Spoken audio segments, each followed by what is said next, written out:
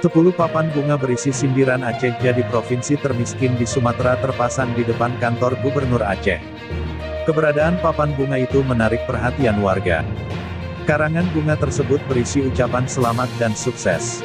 Selain itu, ada yang bertulisan, "Selamat sukses kepada Gubernur Aceh yang telah berhasil merebut kembali juara termiskin se-Sumatera." Di papan bunga lain tertulis, "Terima kasih Pak Gubernur telah mempersembahkan juara satu termiskin se-Sumatera," dan pengirimnya tertulis mantan penjilat.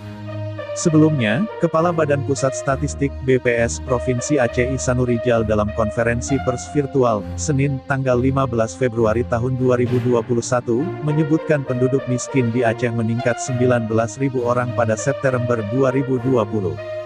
Artinya angka kemiskinan di Aceh tertinggi di Sumatera menjadi 15,43%.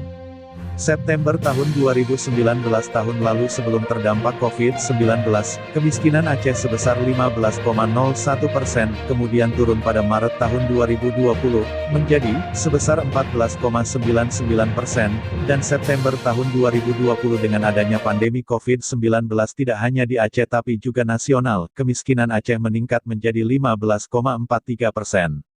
Persentase penduduk miskin di daerah desa dan kota mengalami peningkatan. Hanya 6 bulan, angka kemiskinan di kota naik 0,47 poin atau 9,84% jadi 10,31%.